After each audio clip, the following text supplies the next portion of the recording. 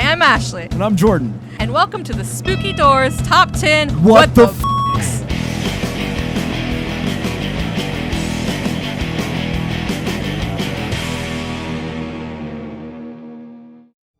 From ancient discoveries, or just receiving a gift, making an elaborate purchase, an eBay listing, or just plain old bad luck, the idea of an artifact carrying misfortunes have been around since the dawn of human lore.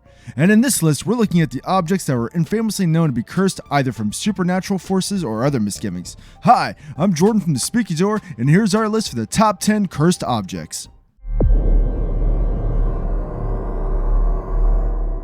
Kicking off our list is the Tomino's Hell Poem, written by Japanese poet Saijō Yaso.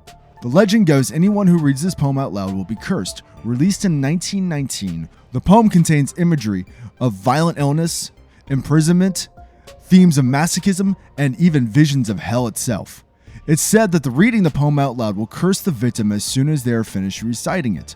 It doesn't matter what language, however, if it's read in its native Japanese, it says that raises the chances of being cursed. There have been multiple reported incidents regarding the poem, and one was the death of director Shuji Terayama. His 1974 film, Pastoral to Die in the Country, was based on the cursed poem. Then a few years later, Terayama died of liver disease, however some claim it was the poem itself. In another case, a female college student died a week after reading the poem to her friends while on a dare. There have been many reports and stories of victims feeling mysterious illness, car wrecks, and feeling an evil presence lingering around them after reading the poem. However, there are many videos on YouTube of brave folk reading the poem out loud to see if they can avoid the curse or even death itself. Many in the comment sections even said they have said the poem out loud as well. The full poem and its English translation is in the description below, so give it a shot if you dare, but don't say we didn't warn you. Number 9. Ötzi the Iceman. Preserved in a bed of ice and protected from the elements, the Ötzi Iceman was discovered high in the OUTLOUD Alps in 1991 by two hikers. Scientists have found that the man died 5,300 years ago and had a violent fight just before his death. He was found 10,500 feet above sea level in the East Alps near the Australian-Italian border. 7 people who were involved with his discovery, recovery, and examination have all died of mysterious deaths. Helmut Simon disappeared in the Alps in October of 2004. He and his wife had initially discovered Ötzi 13 years prior. It took the search party 8 days to find his body due to the snowy conditions. Deirdre Warneck led the search team to find Mr. Simon when he disappeared, but was not involved in the mummy's excavation or research teams. He had a fatal heart attack just hours after Simon's funeral. Next, Rainer Henn, a forensic scientist, was the man to place Ötzi's frozen remains in a body bag, died in a fatal car crash while traveling to a convention when he planned to talk about the mummy. Kurt Fritz, who organized the transportation of Ötzi's remains, was killed in an avalanche in 1993. 2 years after Ötzi was discovered, he was the only member of the expedition group who died during the avalanche. Konrad Spindler, the world's leading Ötzi expert, died of complications from multiple sclerosis. He stated in an interview in 2005 that he was aware of the alleged curse and said, "I think it's a load of rubbish." Rainer Holtz, the man who filmed Ötzi's removal from his mountain grave, turned his footage into a documentary. He died of a brain tumor not long after finishing his film. The last alleged victim is Dr. Tom Loy, who did extensive research and even humanized Ötzi. He was found dead at his home in Brisbane in late 2005. The autopsy concluded he had died of natural causes or an accident, or perhaps both.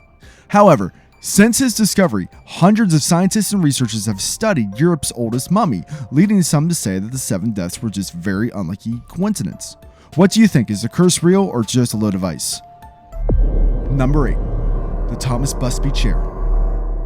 If you're ever in Yorkshire, England, and plan on a relaxing evening with some friends at a bar, you'll want to make sure you don't sit in the aptly named Dead Man's Chair. As the story goes, after a long heated argument with his wife's father, gangster and criminal Thomas Busby killed his father-in-law as the argument grew very heated. He was found guilty in 1702, and as he was being escorted to the gallows, he stopped by his favorite pub, which is now aptly named after him, and had a drink. As he stood up, he put a curse on the chair he always sat in. He stated that anyone who sit in it would be haunted and soon die. There it remained in the pub for centuries, testing brave souls who dared to sit in it. During World War II, airmen from the nearby airbase would often frequent the pub. However, soon it was noticed that anyone who sat in the chair would be the ones who would never return from battle. A few years later, a couple of bricklayers decided to grab a drink that afternoon. The one who sat in it happened to fall to his death. A roofer died after falling through the roof, as well after he sat in the chair. A cleaning woman stumbled into it and later died of brain cancer. Eventually, the pub owner moved the chair to the basement, hoping that would stop people from sitting in it. However, one day a delivery man was in the basement and had a seat. An hour later, he crashed his truck and died. After that, the landlord finally had enough and asked the local museum to take it. Deaths were stated all the way up into the 70s. Finally, in 1978, the museum bolted the chair 5 feet from the ground, making it nearly impossible for anyone to have a seat in it. To this day, the chair hangs on the wall of the museum, still looking for someone to have a seat. Number 7. The Bulgarian phone number.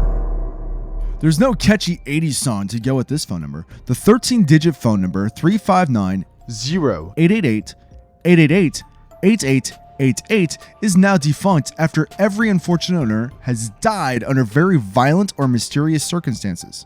The first owner of the number was the CEO of Mobitel, Vladimir Grashnov, the same phone company who issued and owns the number. He died of cancer in 2001. The Daily Mail reported that his cancer was actually caused by a rival phone company using a radioactive poisoning. The next one to receive the unlucky phone number was the Bulgarian mafia boss Konstantin Dimitrov, who was gunned down in 2003 in the Netherlands during a trip inspecting his massive narcotics empire. Dimitrov, who was only 31, was assassinated while on a date. He had his phone on him at the time of death. Finally, the last person to ever have the phone number was crooked businessman Konstantin Dishlov. He was shot and killed outside an Indian restaurant in Bulgaria's capital of Sofia in 2005. Reports say he had been secretly trafficking around 130 million pounds of cocaine. His murder is still an open case. The company Mobitel has since suspended the 13-digit number. If you call it, there is just a simple message saying outside of network coverage. When asked for a comment, a Mobitel spokesperson said, "We have no comment to make. We do not discuss individual phone numbers." Number 6. The Anguished Man painting. You know how grandparents like to hand down things to their children and grandchildren? How would you like to inherit a disturbingly creepy and supposedly haunted painting? That's exactly what happened to UK resident Sean Robinson in 2010. His grandmother had the painting in her attic and kept it away hidden, out of fear that it was truly haunted. She felt that it attracted the presence of a shadowy, ghost-like figure. The painting was called The Anguished Man, and she believed it was truly evil. Received as a gift, it creeped her out so much that she kept it locked away for 25 years. She said as soon as she brought it home, she started hearing strange, unexplainable noises, such as crying and moaning. These occurred almost always at night. After Robinson took the painting, his family saw and heard the apparition as well. He even went on record to say, "The noises have been getting worse. We have heard crying coming from the corner of our bedroom. We started seeing the dark figure standing at the bottom of the bed, just staring at us. It seems to be a middle-aged man, but his features are not very clear." Sean has since gone to record the painting on video with strange things happening. He told the ghost hunting team Ghosts of Britain, "I think there is something evil about it, something wrong. I was sure I left the door open when I was filming, but in the morning it was closed. The door just shuts on its own." Sean stated that his grandmother told him that the artist had used his own blood and mixed it with the oil to create the painting. When he finished the painting, he committed suicide. However, the story remains a complete mystery, and the only evidence he has is his grandmother's word. However, if you're looking for that one-of-a-kind gift, the painting is now securely locked away and not for sale. Number 5. The Bassano Vase. Shrouded in mystery and death, the Bassano vase is a very strange tale. The earliest accounts of the silver vase date back to the 15th century somewhere close to Nepal, Italy. The story goes that the vase was given to a young bride on the night before her wedding, by whom or why no one knows. Tragically, she never made it down the aisle as she died the night before. She was found the next morning. Whether her death came from a result of a murder or natural causes, it is not known. The vase was then supposedly given to a family member. That family member died shortly after receiving the vase. And then the vase was passed to more and more family members, with each one dying shortly after they received it. The family caught on that somehow the vase and the deaths were linked. With this realization, they decided to hide it away so no one would come in contact with it. There, it stayed hidden throughout the years all the way up until 1988. As the legend goes, the vase was dug up somewhere in Italy by an unspecified young man.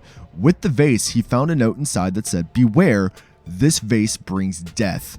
Disregarding the note, he put the vase up for auction where it quickly sold to a pharmacist. We don't know the name of the auction house, the buyer, or even the man who made the discovery. However, the pharmacist who bought it died 3 months later after the purchase. His family then sold it to a surgeon. The surgeon didn't believe in curses or the paranormal. However, his skepticism did not protect him from the vase. He died at the age of 37, 2 months later after buying the vase. Although the surgeon's family was spared further tragedy, the story doesn't end here.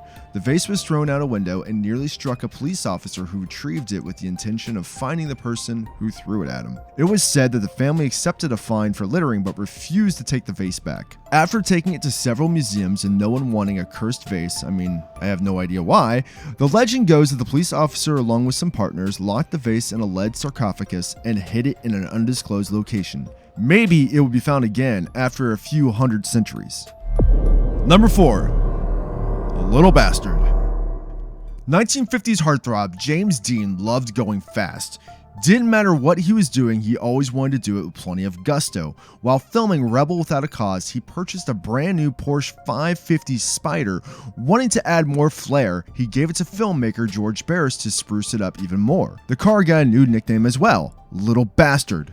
Sir Alec Guinness, yes, Obi-Wan himself, wrote in unpublished diaries and letters about the car, saying, "The sports car looked sinister to me.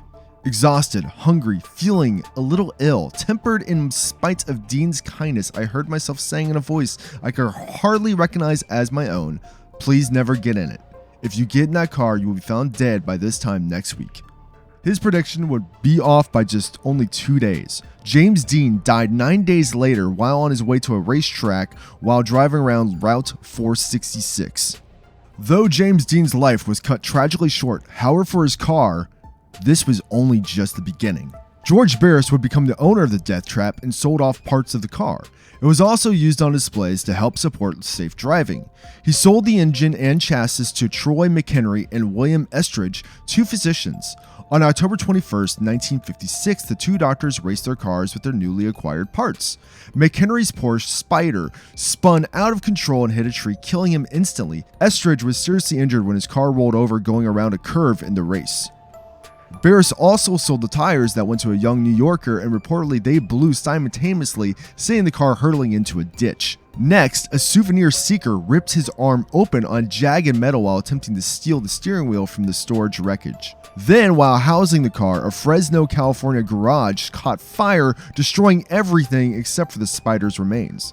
Later, 2 separate fatal accidents involving trucks transporting the Spider occurred. In 1958, a 3rd transport truck was parked on a hill and smashed the windshield of the car behind it when the brakes gave out. While on display in Sacramento, the car fell off its display and broke the hip of a high schooler who was near the display. Then, in 1959, while on display in New Orleans, the car simply fell to pieces. Finally, George Barris was having the car shipped back to California, but the car never arrived. At some point in its travels, the car simply vanished. Save for the restored passenger side door that Barris kept, the whereabouts of the rest of Little Bastard have been since a mystery. However, if you know the whereabouts of the car, there is a $1 million reward offer from Volvo Auto Museum in Illinois for the return of the car. So happy hunting, if you dare. Number 3. Annabelle. With the Conjuring movies, the Annabelle movie, and its never-ending series of sequels, spin-offs, and even rip-offs, Annabelle has become quite famous in her own right.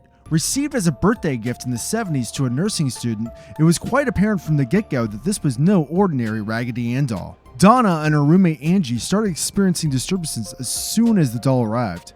First, the doll would be found in different rooms of their home, and then doors would often be closed even if they were left open. Then the women started finding notes scrawled with the words "Help me" written on parchment paper, which neither girl even owned. It said Angie's boyfriend, while alone, heard noises such as someone trying to break into the house.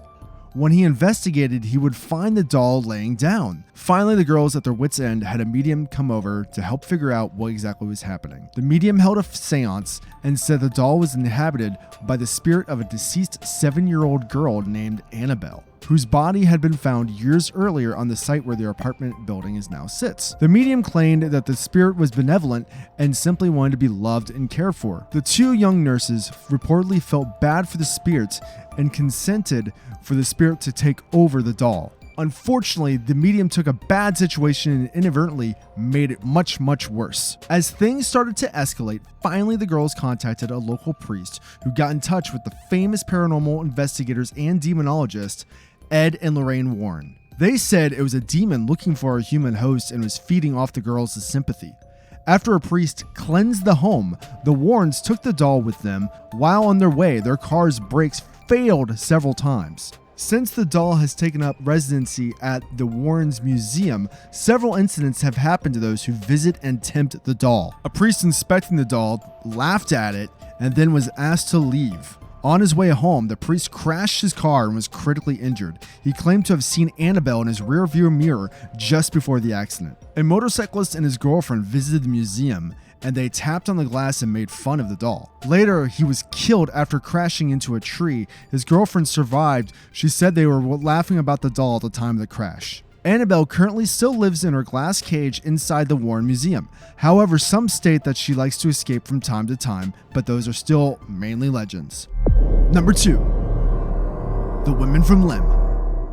This strange-looking statue is dated from 3500 BCE, carved from pure limestone. It was found at a dig site in Lim, Cyprus in 1878. It's been speculated that it served as a fertility statue for an unspecified goddess. Getting its name from the site that it was found, it has, however, a more sinister nickname, the Goddess of Death, because of the mysterious and deadly effects it has on all its owners. In fact, not only has the statue cursed its owners, but even those close to them. 4 families are reported to have lost members in connection to the odd statue. Even though it's unknown who found the statue, but it is known who was the first to own it. Lord Elfont was the first owner during the time Cyprus was a British colony. Within 6 years of buying the statue, he and 7 members of his family members all passed away. Sometime afterwards, Ivor Minucci obtained a statue in Europe, and he had a similar experience. His entire family died within 4 years, including himself, his wife, and their 2 daughters.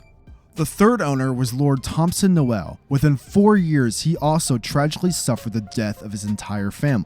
The statue eventually ended up as property of Sir Alan Briverbrook, and just like those before him, his entire family passed away. Somehow surviving the curse was his 2 remaining sons, and they donated the statue to the Royal Scottish Museum in Edinburgh. However, that didn't stop the curse. The museum curator who handled the statue died within a year. The statue is currently in a glass case in the same museum, however, now untouched by human hands. We've talked about cars, dolls, vases, and even phone numbers. However, none of these stand up to be what's considered the most cursed object in human history. Number 1. The Dybbuk box. In one of the most infamous items from human creation, the Dybbuk box is said to contain an evil spirit that's been locked away inside. However, much like the other items on this list, it has a rather murky history. It was originally sold on eBay with the description, Dybbuk Haunted Jewish Wine Cabinet Box. Dybbuk in Jewish folklore is referencing an evil spirit believed to be the dislocated soul of a dead person that possesses the living. It was purchased by Jason Hexton in 2004.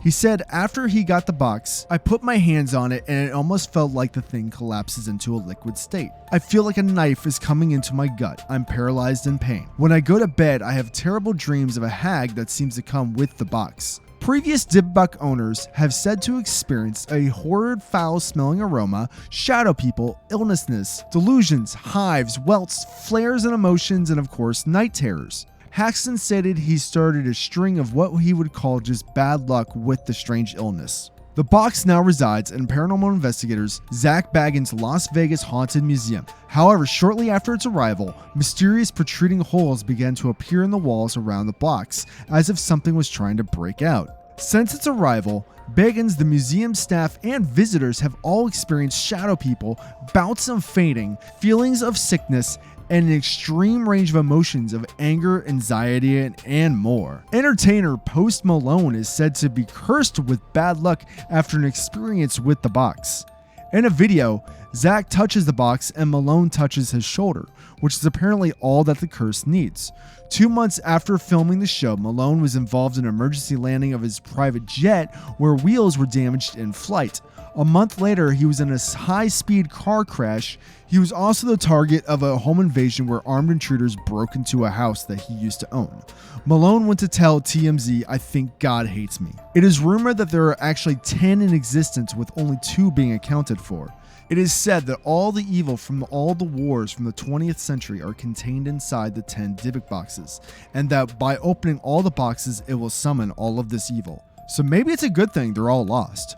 What do you think of our list? Is there any that we missed? Do you think curses actually exist, or do you think most of these are just legends or even scams? Let us know in the comments below, and of course, please don't forget to like and subscribe, and journey with us next time through the spooky door.